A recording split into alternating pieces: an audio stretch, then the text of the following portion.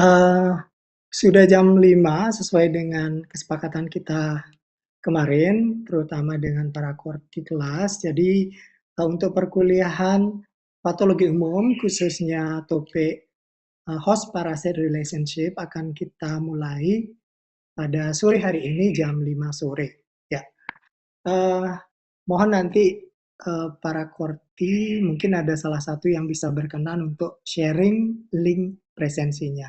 Uh, Nanti ya mungkin di pertengahan atau di akhir di um, akhir perkuliahan nanti minta tolong di share link presensi perkuliahannya di di inbox, ya. Adik-adik bisa dengar suara saya? Bisa dong. Bisa dong. Baik, terima kasih. Oke, saya akan share ininya dulu. Atau sebelum biasanya kalau di kalau nanti adik-adik menyertakan bukti kehadiran itu harus ada foto ya. Kita foto dulu ya, boleh? Boleh dong. Ya, silakan mungkin di apa namanya, hidupkan kameranya bagi yang berkenan. Iya, terima kasih.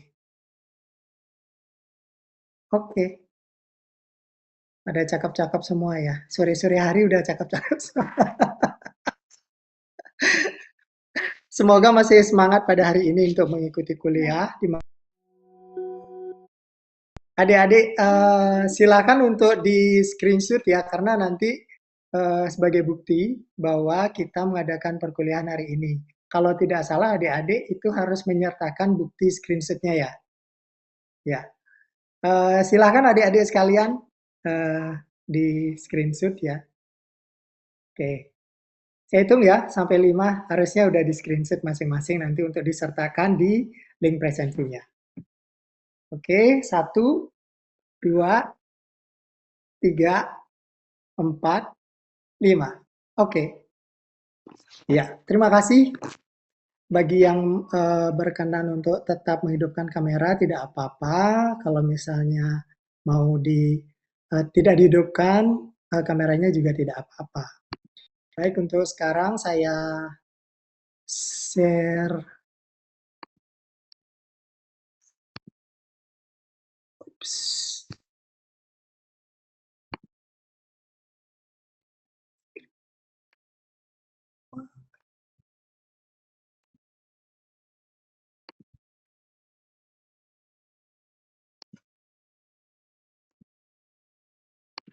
Oh yes. Masih connecting.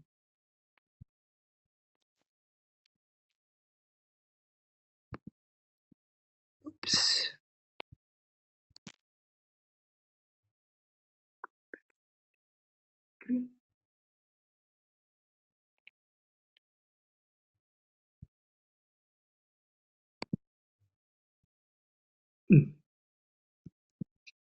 Kenapa tidak mau share?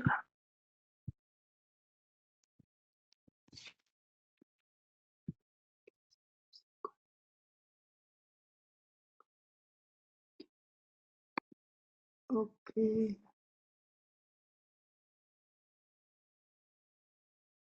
Tadi mau sharingnya, sekarang tidak mau.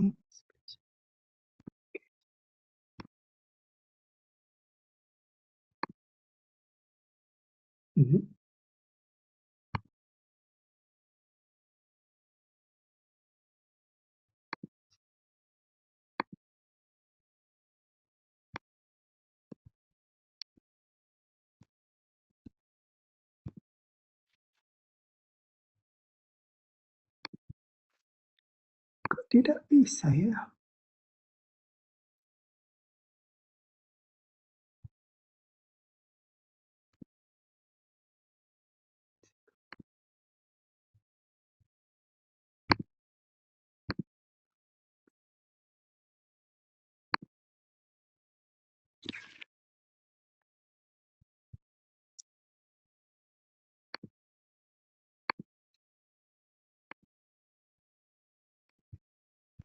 Saya buka dulu ini ya.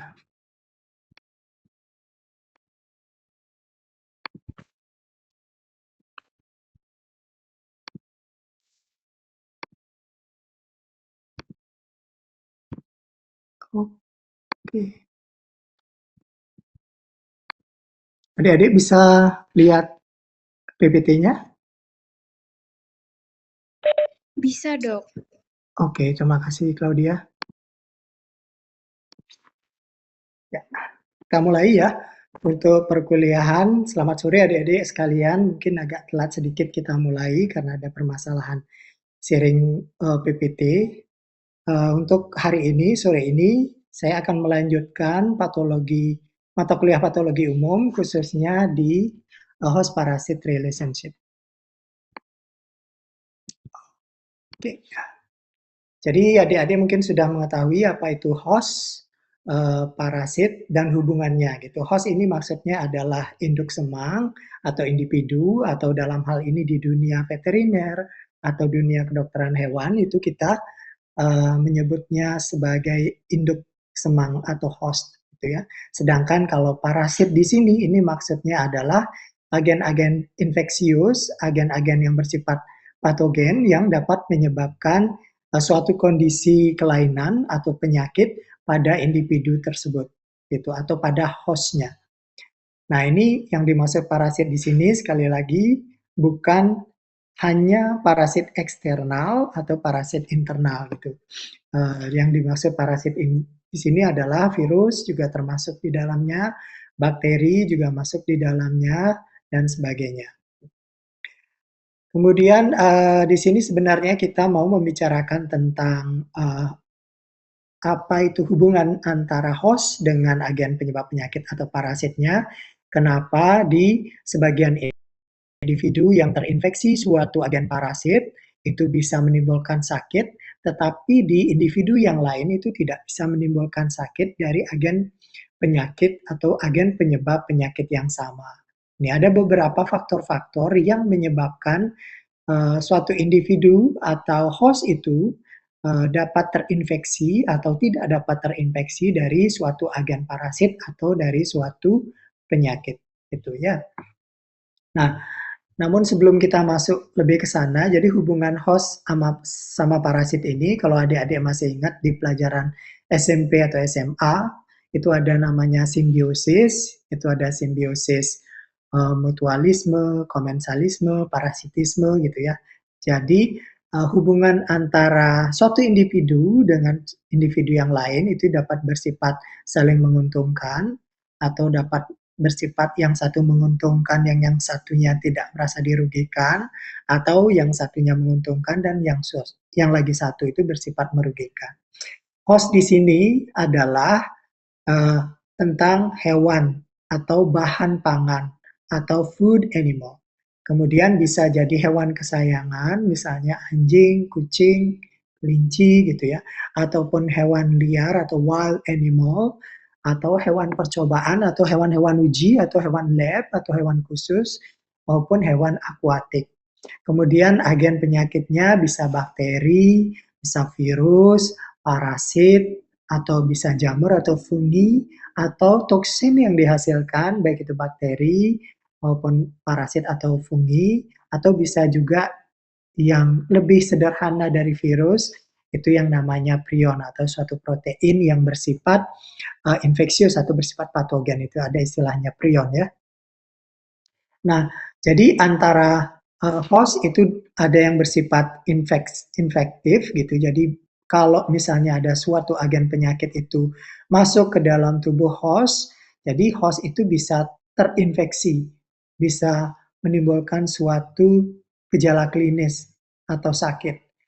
Atau malah host yang terinfeksi agen tersebut tidak bisa menimbulkan terinfeksi atau tidak menimbulkan sakit atau gejala klinis. Nah, ada beberapa hal yang menyebabkan host itu bersifat resistensi terhadap masuknya agen patogen ke dalam tubuh host tersebut. Ya, resistensi itu yang dimaksud adalah mekanisme dari si host untuk melindungi dirinya sendiri terhadap masuknya parasit ke dalam tubuhnya atau terinfeksinya suatu agen yang bersifat patogen ke dalam dirinya. Nah, ada faktor-faktor yang mempengaruhi resistensi dari host, di antaranya adalah genetik, kemudian umur, kemudian bersifat imunitas dari tubuh host itu sendiri, dan nutrisi asupan dari host itu sendiri. Berbicara tentang genetik secara alami dimiliki oleh host, itu maksudnya kalau secara genetik, jadi memang dari sifat turunannya itu sudah memiliki gen yang bersifat resisten terhadap infeksi suatu agen tertentu. Jadi bersifat alami. Nah, ini diturunkan secara genetik dari orang tuanya gitu istilahnya ya. Kemudian agen penyakit dapat masuk ke host tetapi tidak dapat bertahan hidup. Nah, kalaupun dapat bertahan hidup di dalam tubuh host, tetapi agen tersebut tidak mampu menimbulkan suatu penyakit atau tidak mampu menjadikan timbulnya gejala klinis suatu penyakit pada host tersebut, ya. Nah, contohnya kalau adik-adik pernah nggak dengar virus Jembrana? Coba saya panggil ya satu-satu ya untuk di kelas sambil absen. Di kelas A ada 22029 Angel Marinda. Ada nggak? Angel. Hadir dok. Hadir dok. Angel ada? Hadir dok. Oke, Angel pernah dengar virus Jembrana nggak? Sempat beberapa kali mendengar dok. Oke, apa yang Angel ketahui tentang penyakit Jembrana? Itu virusnya pada sapi kalau nggak salah dok. Sapi apa?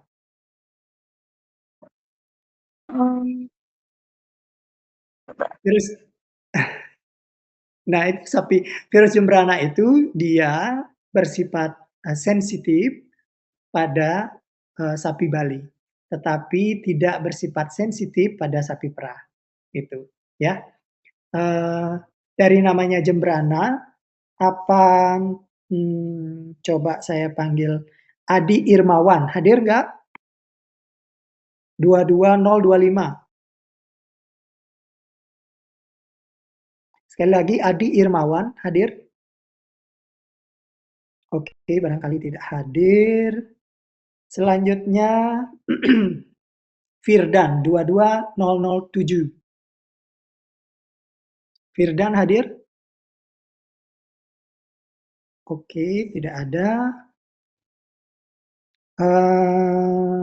Pedro Aljabala, 22022. Hadir? Oke, tidak hadir. Irmawan tidak hadir. Yogi Wiasa Putra, 22026. Iya. Maaf, ini siapa? Pedro Aljabala dok. Pakai device temen ini dok. Pedro ya? Iya dok. Oke, Pedro Jabala. Pedro Jabala, pernah dengar penyakit rabies nggak? Pernah dok. Oke, apa yang Pedro ketahui tentang penyakit rabies?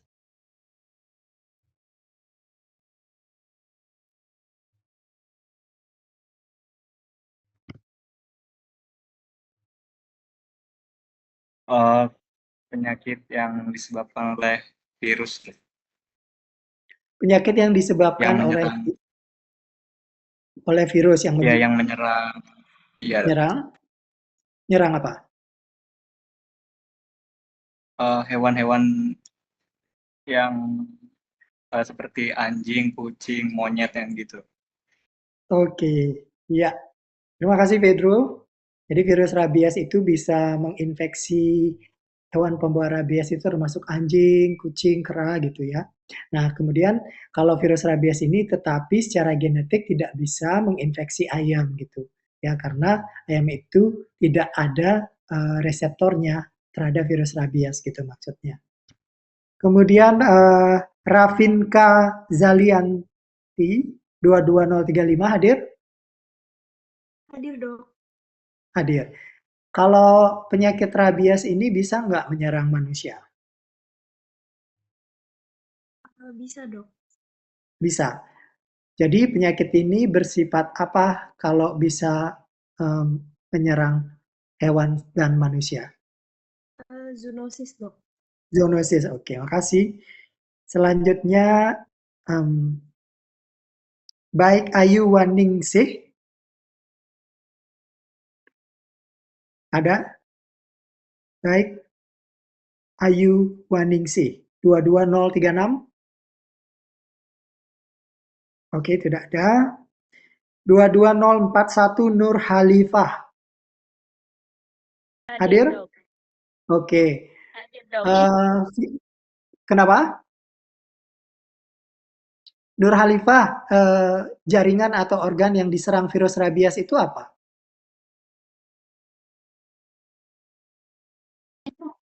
Otak, Dok. Kenapa? Saraf otak, Otak. Dok.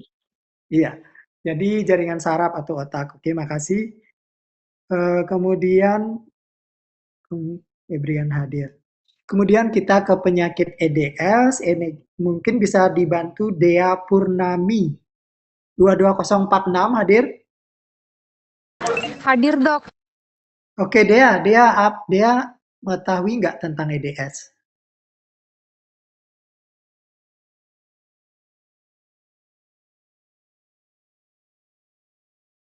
EDS? Oke, enggak.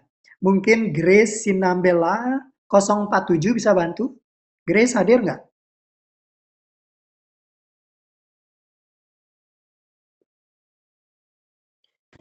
Izin Oke, masuk, mungkin Dok. enggak. Izin masuk, Dok. Oke, siapa Izin ini? numpang di device teman soalnya koneksi saya buruk, Dok. Kuotanya habis. Gitu, Dok. Siapa ini? Atas nama Grace Febiola Sinambela, Dok. Dengan NIM 0. Oke, Grace. Grace EDS itu apa, Grace?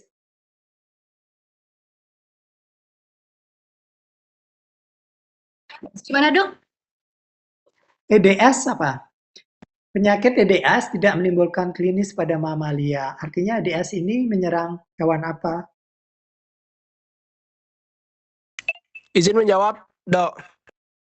Oke, siapa? Surya. Surya, name-nya berapa? Kelas apa? Name berapa? Kelas A, NIM 093 nih akhir. 093 Bagus Septian Surya, Chandra Putra ya? Iya. Oke, silakan. Kalau EDS, setahu saya itu menyerang unggas ya. Unggas. Surya, EDS itu singkatan dari apa?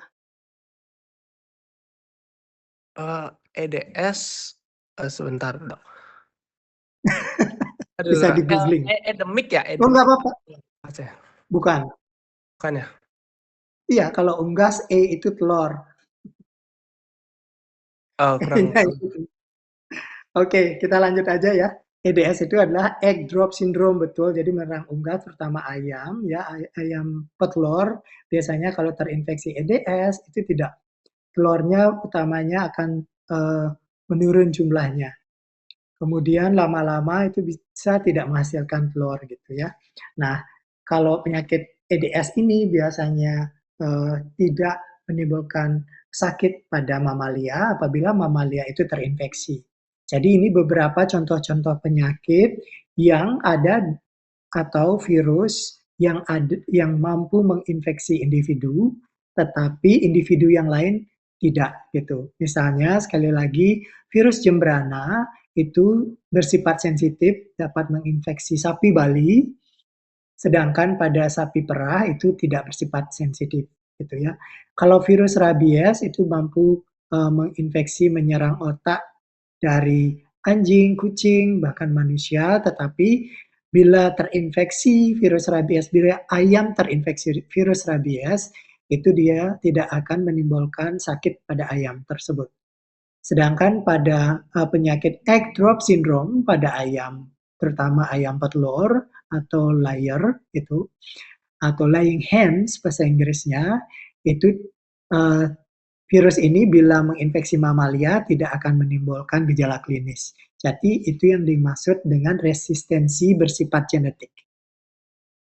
Kemudian kalau yang nomor 2, resistensi host yang dari faktor umur itu berkaitan dengan fisiologis dari individu tersebut. Misalnya kalau penyakit gumboro atau penyakit IBD, mungkin ada yang tahu kelas B Sangmade Apriosa, hadir nggak? 11017? Atau 22001 Ririn Carolina, hadir nggak? Iya, Dok. Siapa ini Ririn? Iya, Dok. Oke, Ririn tahu penyakit gumboro? Tahu, Dok. Oke, menyerang organ apa?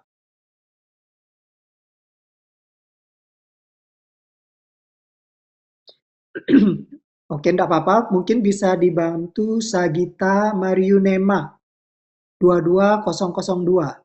Hadir? Hadir, Dok. Oke, Sagita tahu tentang penyakit gumboro? Tahu, Dok. Yang Menyerang menyerang organ. Iya, organ apa yang diserang?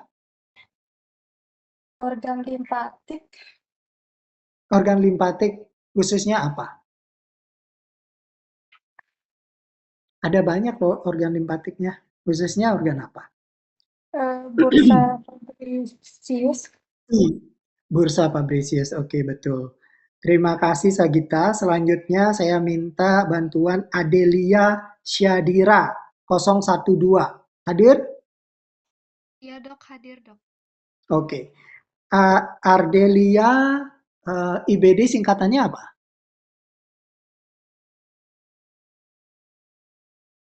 BD ya, Dok. Hmm.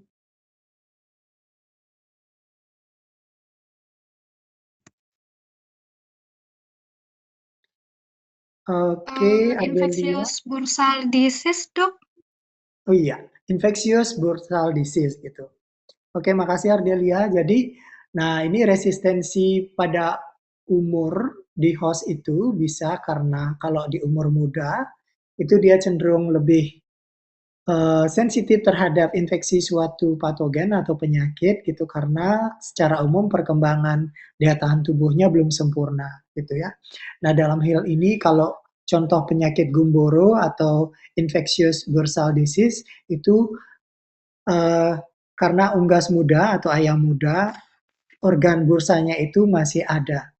Nah, setelah dia umur kira-kira 3 bulan, jadi secara fisiologis organ bursa ini akan mengalami atrofi gitu ya. Jadi, oh iya, atrofi adik-adik sudah tahu kan istilah atrofi? Oke, coba saya minta bantuannya Eginda Teresia 22019. Hadir? Hadir, Dok. Eginda, apa itu atrofi?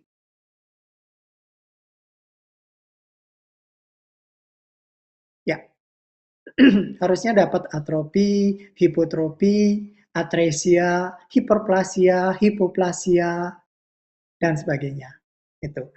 Nah, ini kalau kasus-kasus penyakit resistensi umur pada unggas, terutama yang terinfeksi IBD, itu pada unggas muda, itu ada masih tumbuh organ bursanya. Sedangkan kalau unggas yang sudah lebih dewasa, itu biasanya organ bursa mengalami atrofi.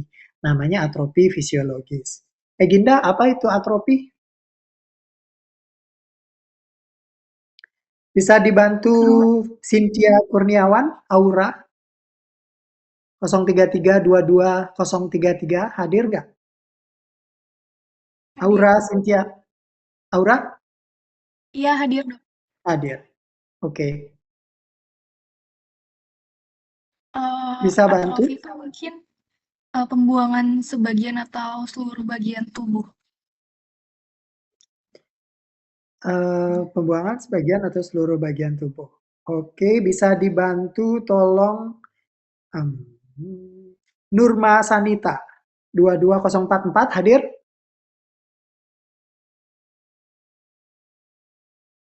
Sekali lagi 22044 Nurma Sanita.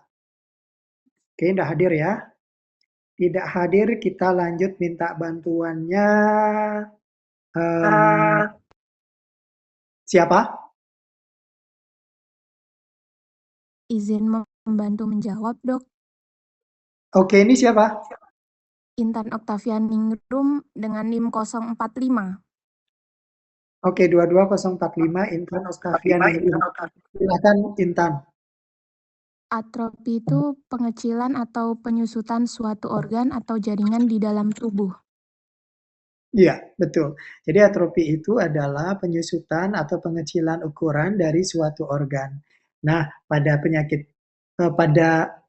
unggas atau pada ayam muda itu organ bursanya akan tumbuh sampai berumur kira-kira 10 sampai 12 minggu. Setelah itu, jadi organ bursa itu akan mengalami pengecilan atau mengalami atrofi. Atrofinya memang normal seperti itu, keadaan fisiologisnya memang mengalami atrofi. Sehingga kalau misalnya unggas yang sudah tidak ada bursanya, itu kalau misalnya umurnya di atas 3 bulan, itu tidak bisa terinfeksi penyakit IBD atau gumboro, gitu ya. Nah, ini namanya resistensi umur.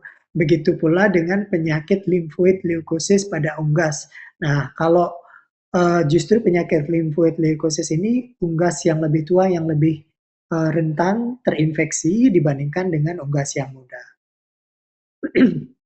Nah, kalau hewan yang baru lahir atau hewan muda yang baru lahir itu bisa lebih tahan terinfeksi penyakit itu karena umumnya dapat kolostrum.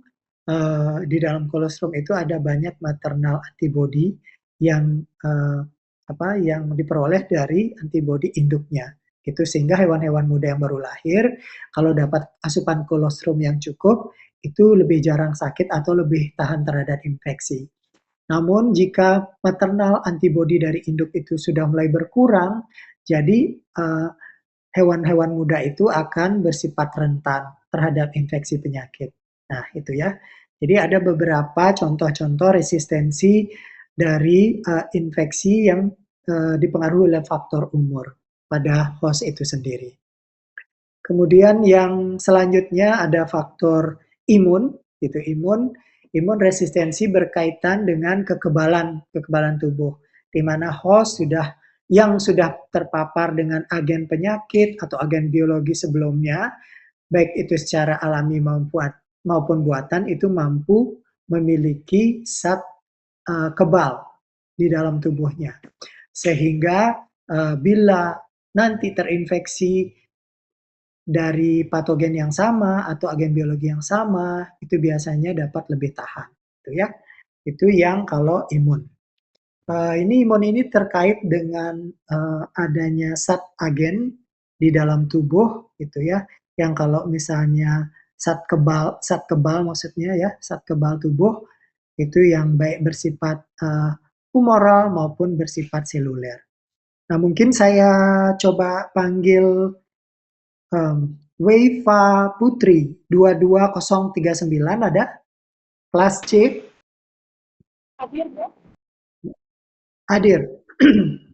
Oke, mungkin ya sudah dapat imunologi ya? Ya, sudah, Dok. Oke, jadi yang kalau misalnya zat kebal yang dimaksud di sini apa istilahnya? Tahu? Weifa Putri? Jika suatu individu itu terpapar oleh agen biologi tertentu, kemudian tubuh host itu akan membentuk zat kebal. Sehingga jika nanti di kemudian hari terinfeksi oleh agen biologi yang sama, maka host tersebut tidak akan dapat sakit gitu. Itu istilahnya apa zat kebalnya? Antibody, Dok. Iya, kalau antibodi itu termasuk kekebalan seluler atau humoral?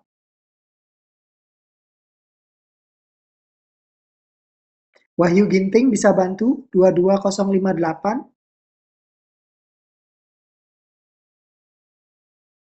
22058 hadir? Hadir ya. Coba dibantu Melda Yunita 22082. Hadir, Dok. Melda, oke. Oke. Iya. Antibodi itu dihasilkan oleh sel apa? Humoral, Dok. Oke, humoral. Kalau sel yang menghasilkan, tahu? Limfosit B. Oke, limfosit B. Mungkin bisa dibantu namanya yang lebih spesifik, Aji Maulana Rahman 22098. Hadir?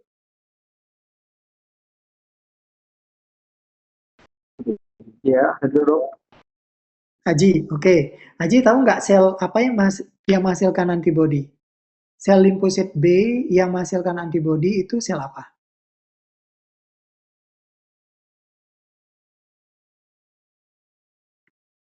Oke, mungkin bisa dibantu Indira Laksmi Gayatri 22085. Hadir, Dok. Iya. Indira, tahu nama sel yang menghasilkan antibodi? Mohon maaf bila salah, Dok. Sepertinya sel limfosit B. Iya, sel limfosit B, tapi yang lebih spesifik bisa dibantu 127 Komang Restu Subakti. Hadir nggak?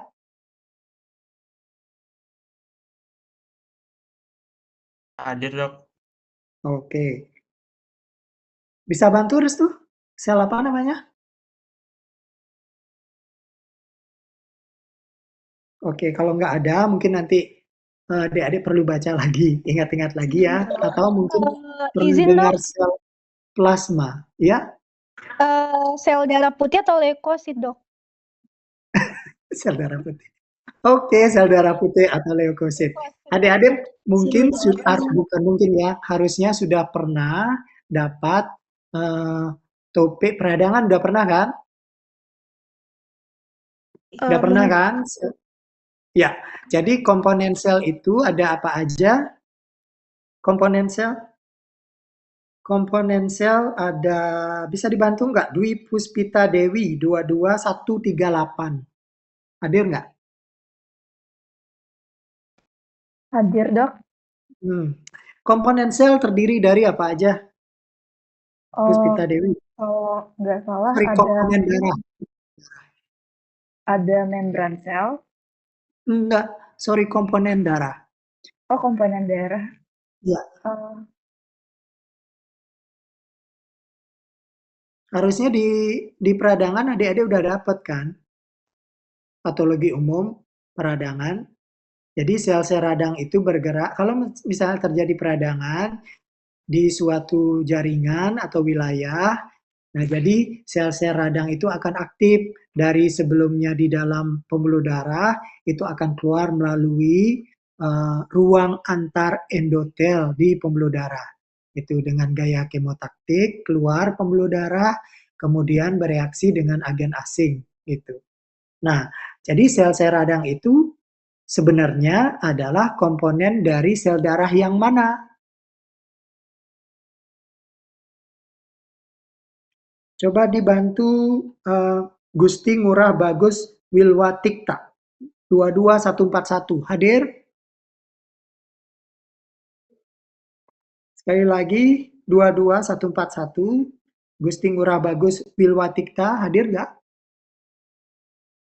Oke, hadir dok. Secara sederhana. Oke, komponen darah apa aja? Ngurah? Komponen. Harusnya SMA, SMP, mungkin SMP, SMA udah dapat. Komponen darah ada sel darah, cairan darah. Sel darahnya ada sel darah merah, sel darah putih, keping darah. Yang termasuk ke dalam komponen sel-sel radang itu yang mana? Wisnu Laksana Wibawa 144 hadir nggak? Hadir, Dok. Sel radang itu dari komponen sel-sel darah yang mana, Wisnu?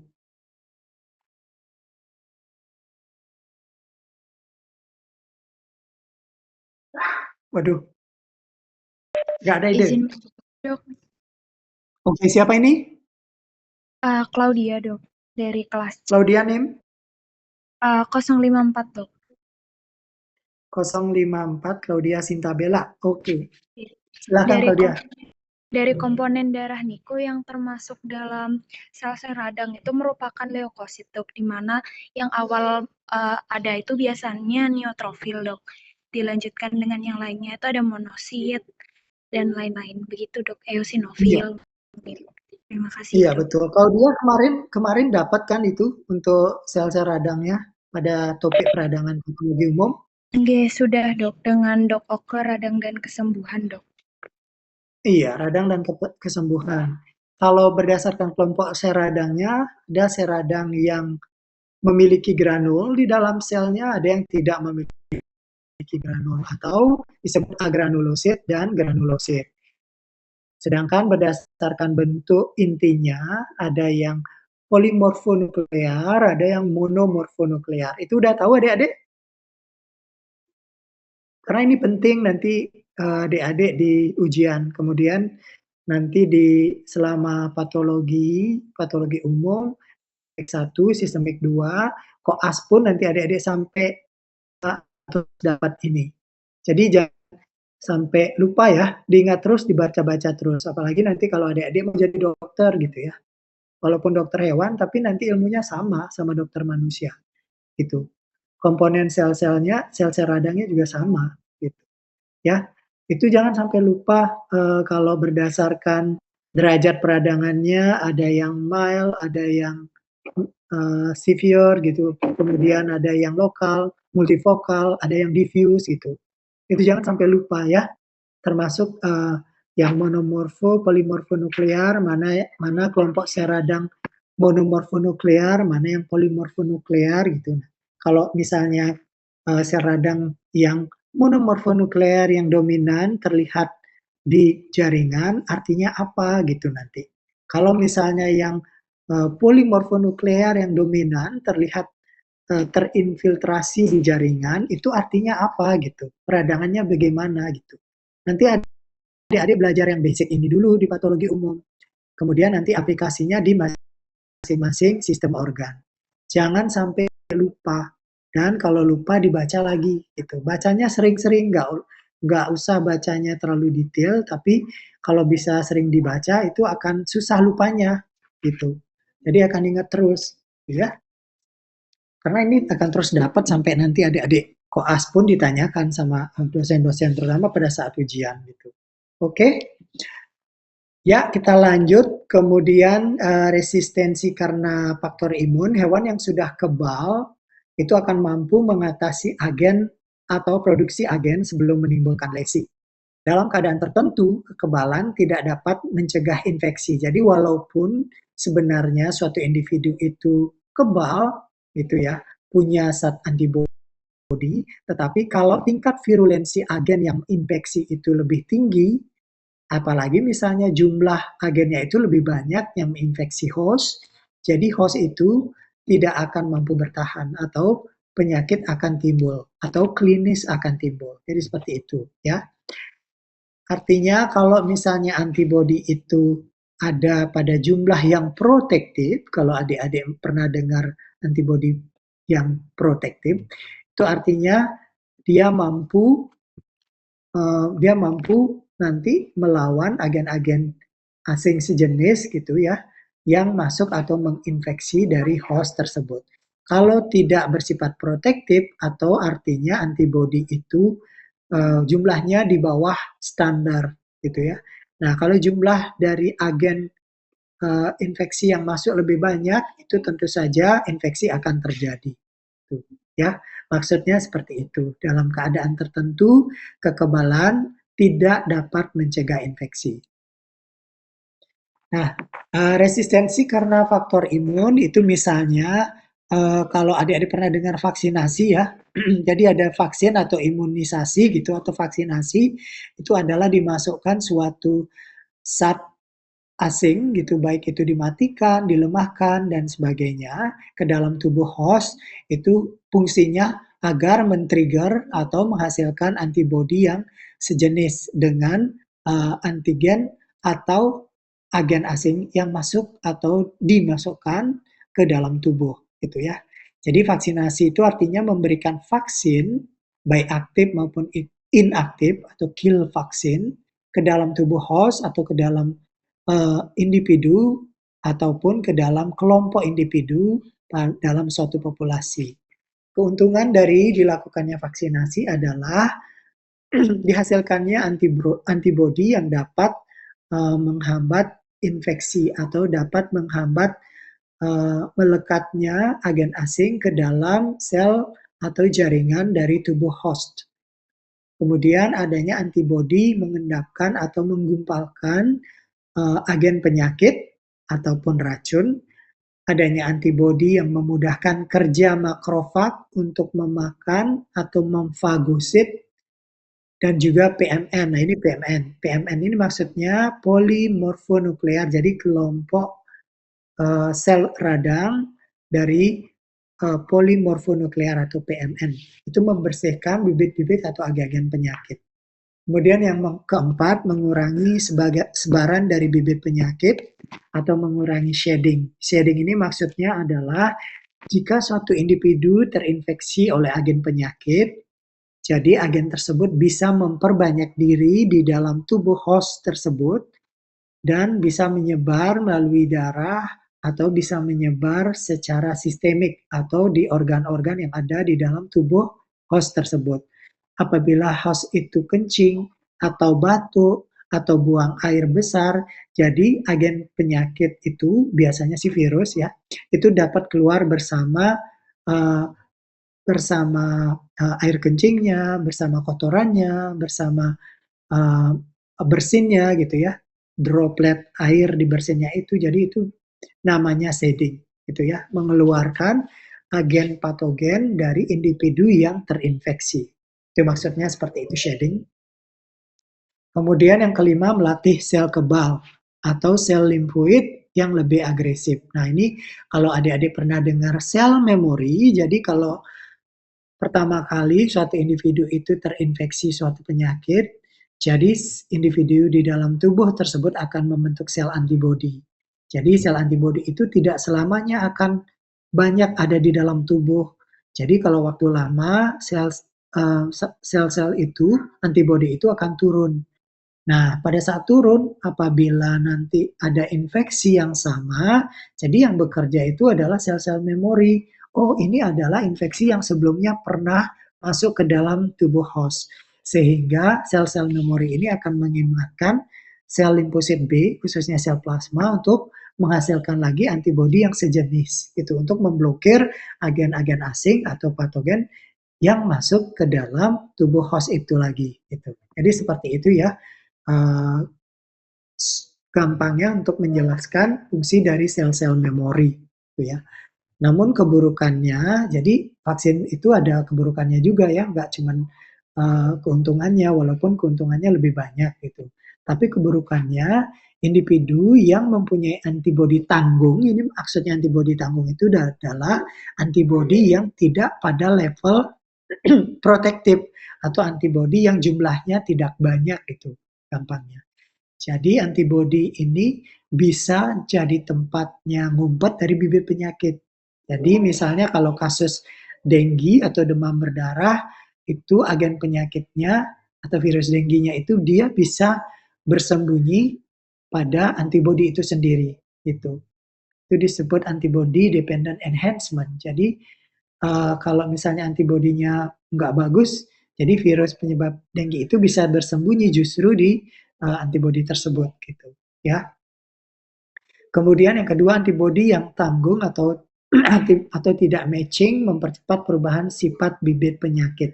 Nah, ini maksudnya kalau adik-adik masih ingat di imunologi istilahnya antibodi ikatan antigen dan antibodi itu dengan kunci dan anak kunci. Nah, kalau misalnya kunci dan anak kuncinya itu tidak spesifik, itu, jadi tidak pas ikatannya, itu bisa terjadinya atau bisa membuat antigen atau patogen itu dia berubah gitu, berubah atau bermutasi, gitu ya. Kemudian selanjutnya ada resistensi host berdasarkan nutrisi. Ya, kalau berdasarkan nutrisi, ini hewan dalam kondisi yang nutrisinya atau kandungan vitaminnya, mineralnya, proteinnya misalnya itu cukup, maka respon antibodi dan fagositosis itu akan tentunya menjadi lebih baik. Gitu. Contoh-contoh ada beberapa yang pakan yang bersifat imunomodulator. Imunomodulator itu artinya bisa memfasilitasi sel-sel pertahanan tubuh dari host itu sendiri, gitu ya. Mungkin ada yang bisa bantu kira-kira apa bahan-bahan alami yang bersifat imunomodulator. Saya coba minta di kelas D. Kelas D ada 20127 Mirla Rosalita Putri. Hadir?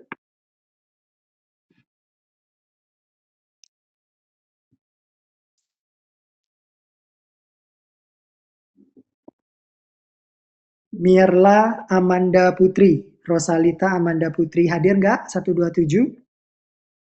Oke, nggak hadir. Selanjutnya ada Ica. Ica Trining Tias. Hadir? Hadir dok, izin pakai device teman. Oke. Mungkin untuk Ica, jawaban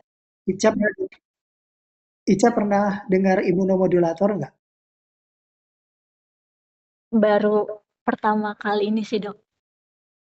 Oke, nggak apa-apa. Kalau gitu saya pindah ke Hari Prasetyo Triwijayanto 030. Hidup saya Hari, oke. Hari pernah dengar imunomodulator? untuk pernah dengar sendiri baru sekarang, Dok. Tapi Baru tadi sekarang. saya sempat baca, Dok, sedikit. Oke, ya. Silakan. Untuk contohnya sendiri itu contohnya ada meniran dan juga jahe merah. Betul, meniran itu termasuk bahan alami yang bersifat imunomodulator. Mungkin bisa dibantu lagi Indah Suari, Nikade Indah Suari 052 hadir.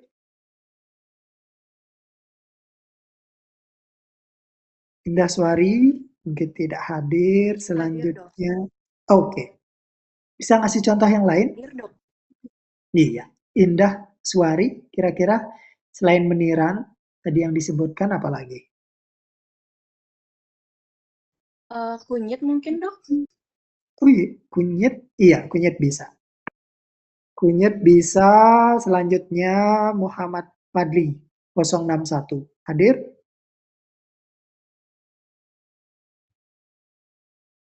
Hadir nggak? Ya dok. Muhammad Fadli hadir. Nggih dok, hadir dok. Oke, bahan alami yang sekarang lagi tren sifat imunomodulator itu apa? Kenapa dok? Kurang jelas dok. Bisa diulang mungkin dok. Bahan alami yang memiliki sifat imunomodulator yang sekarang lagi tren itu apa? Tahu?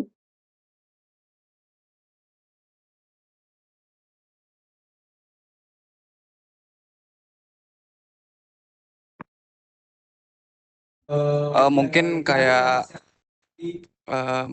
jahe merah, kunyit mungkin dok. Ya, tadi sudah kunyitnya jahe merah. Yang lain barangkali?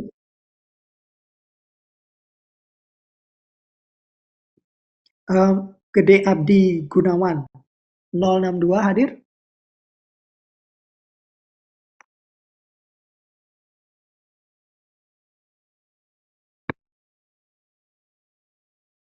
Kosong 62 Gede Abdi Sadu Gunawan hadir nggak? tampaknya tidak hadir. Izin menjawab, Dok. Iya, ini siapa? Raihan Purwakusuma, NIM akhir NIM 114. 114. Raihan Purwakusuma, ya. Silakan Raihan. Jintan hitam, Dok. Jintan hitam, ya. Yang sekarang itu mungkin adik-adik tahu nggak yang bisa dipakai sayur, yang vitamin C-nya lebih banyak dari jeruk? Tuh. Adik-adik ada yang tahu? Yang sekarang lagi tren?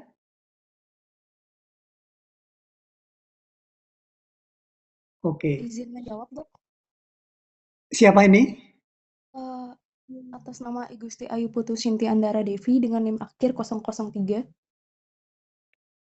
Ini kelas? Kelas D, Dok. Kelas D 003. Oke. Mungkin untuk yang lagi Gusti tren Ayu Putri sekarang nih, Shinti. Dok, yang saya sempat baca melalui medsos itu dan sering digunakan di dalam penelitian itu daun kelor, Dok. Iya, betul. Terima kasih Cynthia Iya, Dok. Dewi. Ya, betul. Jadi daun kelor sekarang yang lagi tren itu bagus untuk imunomodulator. Ya, makasih ya Putu Cynthia Andara Dewi sudah menjawab dengan benar. Oke, Iya, sekarang sama-sama. kita lanjut. Iya. Nah, tadi kita sudah membicarakan tentang resistensi, faktor-faktor yang mempengaruhi resistensi suatu agen penyakit di dalam tubuh host gitu. Nah, kemudian di agen atau di parasitnya sendiri ada beberapa faktor yang mempengaruhi, yaitu virulensinya atau tingkat patogenisitasnya, kemudian tropisme, dan kemampuan dari agen tersebut menyebar atau bertahan di dalam tubuh host, gitu ya. Nah, untuk virulensi atau tingkat patogenisitasnya, itu ada kemampuan untuk selain menginvasi, itu juga menimbulkan lesi atau damage, gitu ya, kerusakan pada sel atau jaringan, gitu. Jadi rusaknya itu baik itu bersifat reversible atau non-reversible. Yang awal biasanya bersifat degenerasi atau bisa bersifat akhirnya kematian yang terjadi pada tingkat sel atau meluas ke jaringan atau yang disebut dengan nekrosis. Jadi itu ya.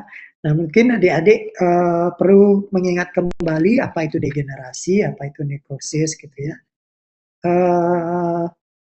NIM 22110 Kenneth Stevenson hadir nggak? Stevenson? Tak hadir. Oki Tanaya 118 hadir.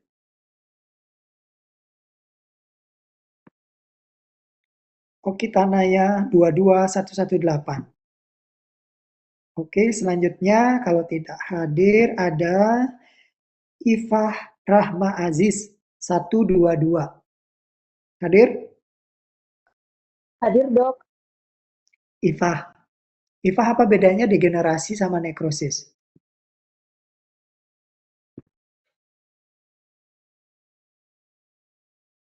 Atau apa itu degenerasi? Hah? Kalau nekrosis itu kematian jaringan, Dok. Nekrosis itu kematian sel atau kematian jaringan?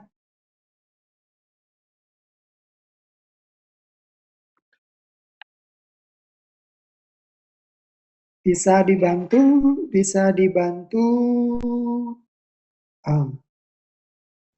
Izin membantu, Dok. Naura. Iya, siapa ini? Jadi degenerasi itu merupakan maaf, ini siapa? Elisa, Dok. Elisa NIM? Dari kelas B, NIM 050. Tunggu sebentar. Kelas B 050 ya? Elisa Faresa? Nggih, Dok. Oke, Elisa Faresa silakan. Degenerasi Jadi, nekrosis. degenerasi itu mengacu pada perubahan struktur atau fungsi sel, Dok, tanpa kematian sel yang signifikan, sedangkan nekrosis itu kematian sel atau jaringan yang disebabkan oleh faktor eksternal nggih, Dok. Seperti itu. Oke, jadi kalau degenerasi itu kerusakan sel. Ya, gampangnya itu biar adik-adik nggak pusing juga nanti belajarnya, kerusakan sel. Yang bersifat reversible. Kalau misalnya nekrosis itu kematian sel yang bersifat irreversible. Kalau udah mati nggak bisa ini lagi gitu, hidup lagi selnya gitu. Harus digantikan sel yang baru. Tetapi kalau degenerasi itu selnya itu bisa memperbaiki diri atau bisa sembuh dari kelainan tersebut gitu, ya. Jadi ini harusnya juga sudah dapat adik-adik itu apa itu degenerasi dan nekrosis gitu ya. Oke, sambil mengingat, ya kita ke Marsha Theodora. Marsha Theodora 22112 hadir?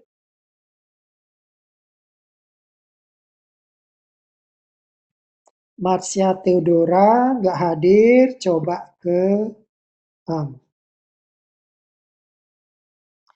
Gitri Adiana Rahar 22128 hadir nggak?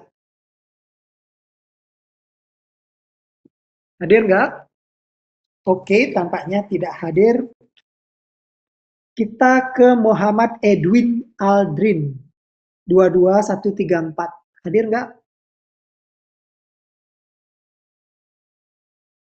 Tidak hadir. Selanjutnya Ide Bagus Surya Nugraha Arditiasa 135 hadir? Tidak hadir. Selanjutnya Ulia Awabi 140 hadir? Oke, tidak ada. Selanjutnya Lohmade Prabawanti. Hadir, Dok. Lohmade Prabawanti. Oke, 143. Prabawanti, apa yang adik ketahui tentang degenerasi hidropik? Mohon maaf, Dok. Terputus-putus, boleh diulang, Dok? Oke. Jadi ada macam-macam degenerasinya, ada degenerasi parenkimatosa, degenerasi hidrofik, degenerasi melemak, dan sebagainya. Yang mana yang adik tahu atau masih ingat? Untuk degenerasi hidrofik itu yang saya tahu pembengkakan seluler atau degenerasi vakuolar, Dok. Mohon maaf atas salah. Oke, tak apa-apa. Reginko 147 hadir?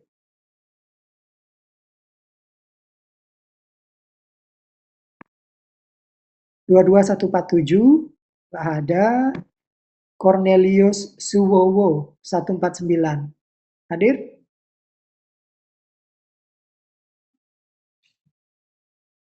Tidak hadir. Selanjutnya 22155 Amanda Siahaan. Hadir, Dok. Oke, Amanda, apa yang Amanda tahu tentang ciri-ciri sel yang mengalami nekrosis?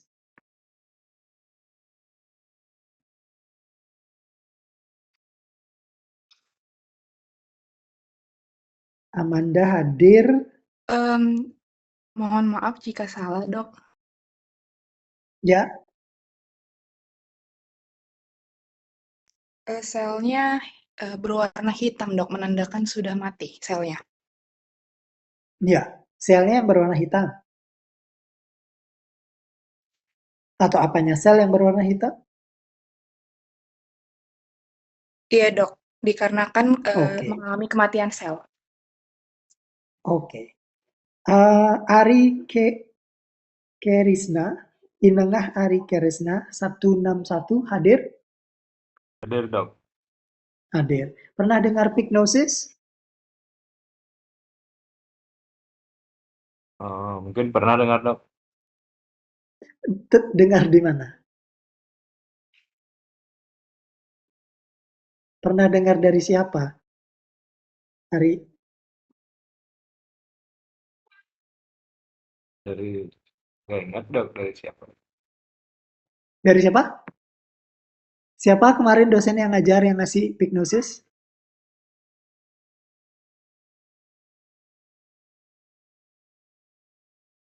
Coba dibantu Wijaya Kusuma Putra 163, hadir nggak?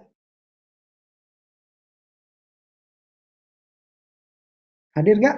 Ide bagus Wijaya Kusuma Putra 22163, nggak hadir ya? Ada yang bisa bantu? Enggak. Izin bantu menjawab. Oke, yang mana nih? Saya Silakan yang belum kalau bisa yang belum pernah jawab. Mohon maaf sebelumnya dok, saya menggunakan device teman saya. Karena kan nama saya Amelia Nurwahdania dengan NIM akhir 065. 065 Kelas A dok. Kelas A ya. Oke, sebentar. Kelas A 065 Amalia Nurwadania. Iya dok. Oke, silakan Amalia. Hipnosis itu merupakan inti sel yang mengalami pemadatan dan menjadi gelap atau hiperkromatik serta mengecil. Iya, betul. Itu biasanya tahapan apa? Tahapan dari proses apa itu? Ada yang tahu? Harusnya sih adik-adik sudah pernah dengar nekrosis, apa itu hipnosis, yang tadi udah dijawab Amalia, kemudian karioreksis, kemudian kariolisis, itu seperti apa. Ingat ya adik-adik itu harus diingat, jangan sampai dilupakan, atau jangan sampai dibaca, udah UTS, sudah habis nggak dibaca lagi, salah nanti. Nanti ditanya terus di patologi sistemik 1, patologi sistemik 2, koas di kodil, itu pasti ditanya. Gitu. Ya, oke, terima kasih. Kita lanjut lagi. Jadi ada beberapa faktor dari agen yang mempengaruhi mampu tidaknya menginfeksi suatu host, yaitu virulensi, tropisme, dan kemampuannya dalam menyebar dan bertahan di dalam tubuh host. Itu ya.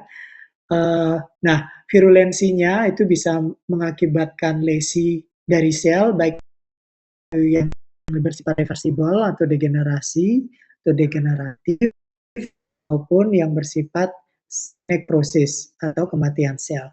Jadi sel-sel yang ada di suatu jaringan apabila mati 1, 2, 3, dan seterusnya sampai banyak, itu namanya kematian jaringan yang istilahnya adalah infark.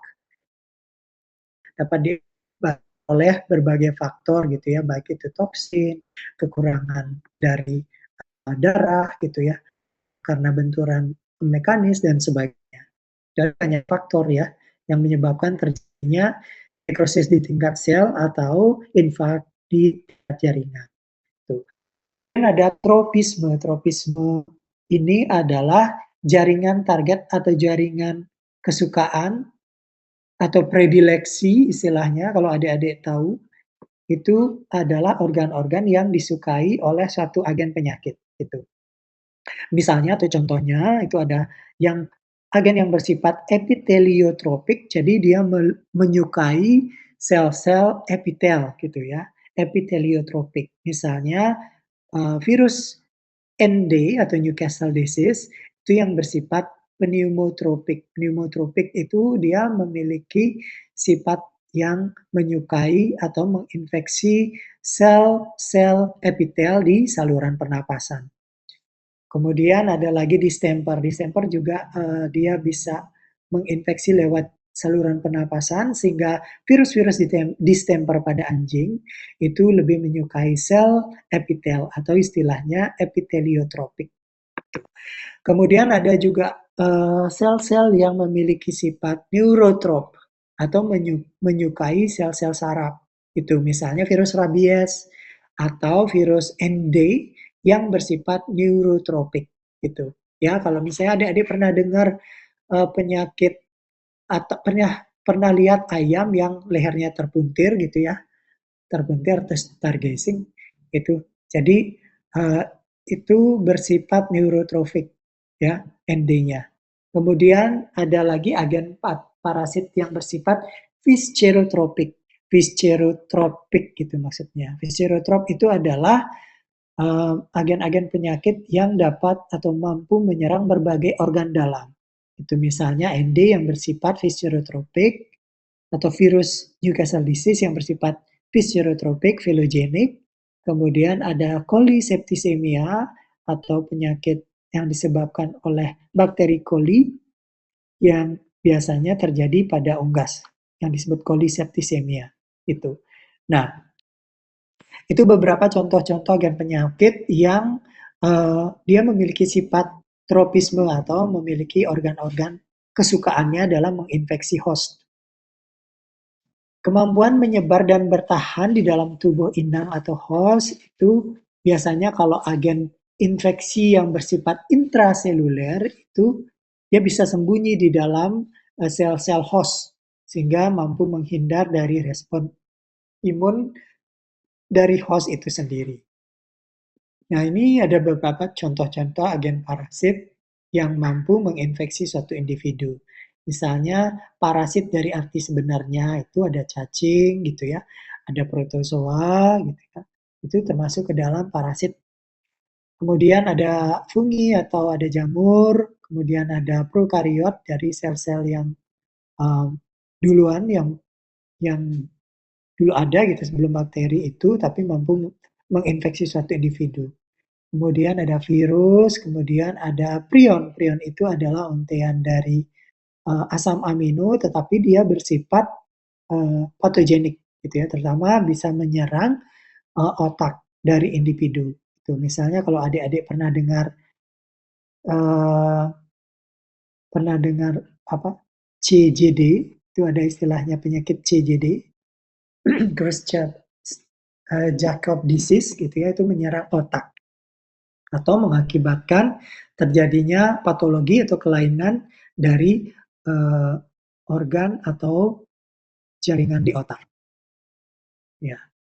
Nah, kemudian selain ada faktor host, ada faktor agen, faktor lingkungan juga berpengaruh. Nah, dapat mengubah penyakit subklinis dan atau infeksi laten menjadi infeksi yang bersifat akut atau kronis. Jadi keadaan lingkungan itu bisa menyebabkan suatu agen penyakit itu bisa bersifat dari sebelumnya tidak terlalu ganas menjadi ganas. Dari sebelumnya tidak infeksius menjadi infeksius. Begitu juga dengan faktor hostnya. Jadi faktor di lingkungan pada host itu dapat menyebabkan dari dia menjadi kebal sebelumnya menjadi tidak kebal. Atau dari sebelumnya tidak kebal malah menjadi kebal karena lingkungannya yang bagus atau mendukung penguatan imun dari host tersebut. Gitu, ya. Nah, ini faktor-faktor lingkungannya ada geografi, geografi itu wilayah secara kewilayahan. Itu misalnya kasus Cysticercus atau helminthiasis lebih banyak terjadi di daerah pedalaman atau rural area dibandingkan dengan di daerah perkotaan atau urban area. Di kasus helminthiasis itu adalah kasus kecacingan atau kasus-kasus cacing terutama pada manusia ya. Kalau manusia yang membuang kotoran itu sembarangan gitu. Jadi kasus helminthiasisnya lebih tinggi. Nah, itu biasanya terjadi di daerah-daerah di pedalaman atau rural area dibandingkan dengan di daerah perkotaan yang sanitasinya itu lebih baik gitu ya. Nah, itu kalau misalnya kita lihat faktor lingkungan dari segi geografi. Sedangkan kalau faktor lingkungan dari temperatur atau suhu, nah ini kalau virus rabies, contohnya itu cenderung tidak tahan terhadap suhu panas atau kalau berada di luar ruangan gitu. Ya. Kemudian kalau musim, nah ini misalnya musim khususnya musim hujan itu penyakit-penyakit yang diperantarai oleh vektor nyamuk itu biasanya cenderung meningkat jumlahnya. Itu karena di musim hujan nyamuknya juga meningkat dibandingkan dengan di musim kemarau. Misalnya kalau kasus JE atau Japanese Encephalitis, kalau adik-adik pernah dengar, kasus JE itu bersifat zoonosis ya, bisa menyerang hewan terutama pada babi gitu ya. Kemudian ada kasus dengue juga atau demam berdarah. Kemudian faktor lingkungan yang lain misalnya sosial budaya. sosial budaya, kedekatan komunitas dengan hewan cenderung memiliki tingkat kasus penyakit zoonosis itu lebih tinggi. Jadi misalnya kalau masyarakat atau komunitas itu dia dekat dengan hewan, kemudian ada penyakit yang bersifat zoonosis, jadi kecenderungannya manusia yang dekat dengan hewan itu akan lebih mudah mengalami terinfeksi dibandingkan dengan komunitas yang tempat tinggalnya jauh dari populasi hewan, gitu. Ya, kasus JE misalnya kalau misalnya masyarakat dekat dengan babi atau kandang babi yang ada vektor nyamuknya, itu bisa penyakit JE bisa menular dari babi ke manusia melalui vektor nyamuk. Sedangkan penyakit yang lain misalnya Brucella abortus atau brucellosis penyakitnya itu kalau misalnya ada sapi atau ruminan yang terinfeksi penyakit Brucella kemudian ditangani oleh peternak itu tanpa memperhatikan kesehatan, itu peternak tersebut bisa terinfeksi penyakit Brucella. Itu ya. Nah, kalau kasus-kasus penyakit Hendra virus, mungkin adik-adik kalau pernah dengar penyakit namanya bagus Hendra virus. Hendra virus itu adalah penyakit yang dapat menyerang kuda di Australia. Nah, ini juga bisa menginfeksi manusia ya. Jadi kalau kudanya terkena virus Hendra, kemudian ditangani oleh dokter hewannya yang kemarin menangani yang ada di Australia itu meninggal karena terinfeksi virus Hendra ini, gitu ya. Atau ada kasus Nipah virus misalnya, itu juga pada babi bisa menginfeksi manusia kalau adik-adik pernah dengar. Jadi itu beberapa contoh-contoh faktor-faktor lingkungan yang dapat mempengaruhi resistensi baik itu host atau individu maupun agen penyakitnya, yaitu geografi, temperatur, musim, sosial budaya, gitu ya. Oh ya, saya minta tolong Korti mungkin bisa tolong share link presensi ya, agar nanti adik-adik bisa mengisi link presensinya. Kalau misalnya yang belum tadi ikut foto, adik-adik yang baru bergabung dipersilakan untuk ngambil foto bersama, karena nanti untuk presensinya itu harus ada bukti fotonya, gitu ya. Sekali lagi mohon Korti masing-masing kelas bisa minta tolong, salah satu bisa minta tolong untuk sharing link presensi, kemudian adik-adik yang hadir pada perkuliahan pada malam hari ini, mohon diisi linknya.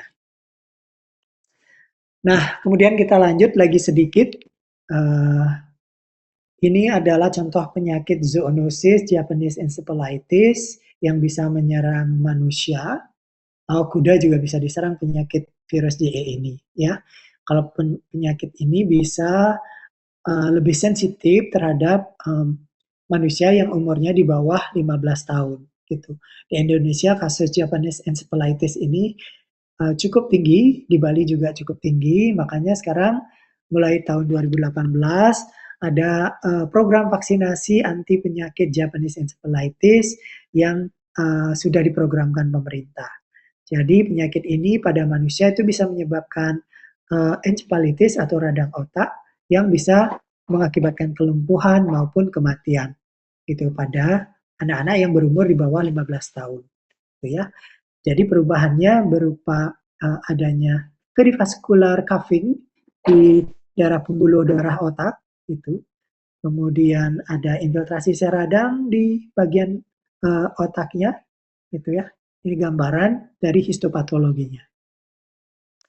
Kemudian dari gambar ini, jadi penyakit virus J ini bisa disebarkan oleh burung liar, ya, burung liar. Jadi dia tidak menimbulkan gejala penyakit, tetapi dia bisa shedding virus, gitu, atau bersifat subklinis atau karier, ya.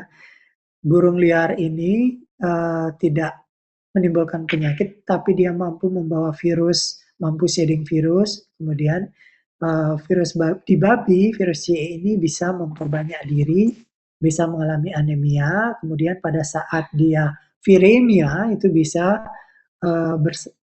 bersama nyamuk yang menghisap darah babi. Kemudian nyamuk yang terbang yang membawa virus tersebut bisa menghisap darah manusia dan virusnya bisa terinfeksi ke dalam tubuh manusia melalui nyamuk tersebut yang membawa virus JE tersebut. Jadi seperti itu. Kemudian ini salah satu gambaran dari kasus patologi brucellosis. Brucellosis yang bersifat zoonosis juga pada kerbau. Ini gambaran histopatologi dari glandula mamae atau kelenjar mamae yang pada kasus kerbau ini terinfeksi penyakit brucellosis. Ini jadi banyak ada sel-sel radang yang kita dapat amati yang titik hitam ini ya di bagian dari jaringan interstisial dari glandula mamae.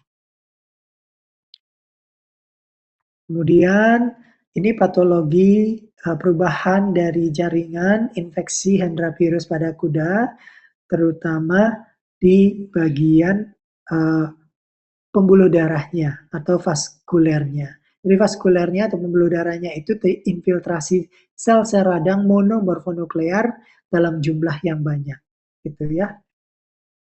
Nah, kalau pada pewarnaan khusus kita bisa melihat di sini warnanya yang agak coklat, merah-merah coklat itu mengindikasikan bahwa sel-sel yang menyusun di bagian endotel dari vaskuler atau pembuluh darah itu terinfeksi oleh virus Hendra.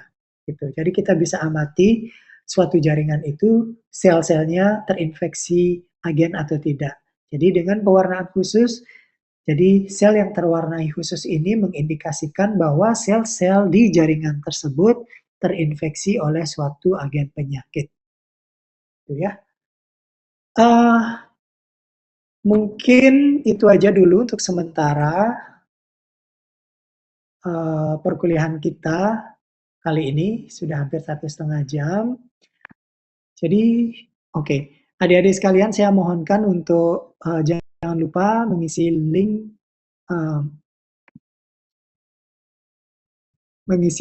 ini ya, kehadirannya ya. Oke. Sebelum kita akhiri, saya tanyakan kembali, adik-adik ada yang ingin ditanyakan?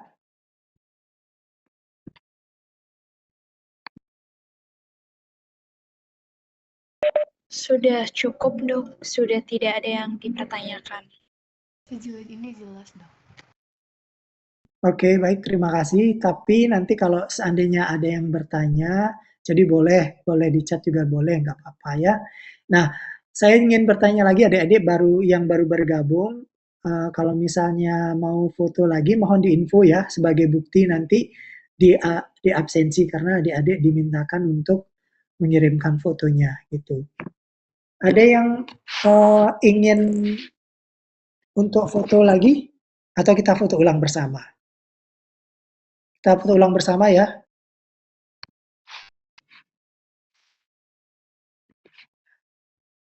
Atau boleh nih saya share, saya buka videonya, jadi adik-adik bisa foto.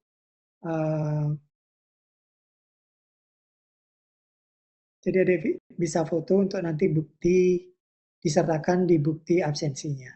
Oke ya, saya hitung sampai 5 sebelum saya tutup lagi. Oke.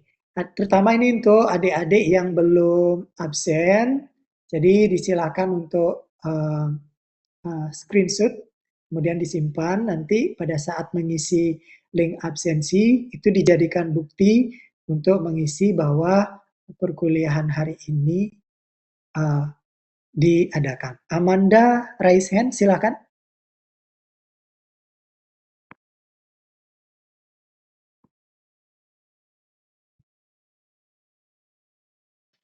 Kalau tidak salah tadi Amanda ada raising hand. Ada yang ditanyakan Amanda?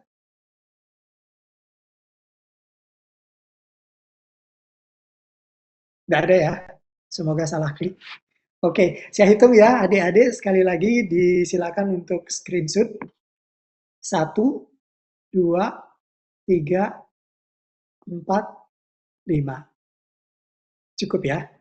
Oke, terima kasih adik-adik. Jadi adik-adik jangan lupa sekali lagi untuk mengisi link absensinya beserta bukti fotonya tadi.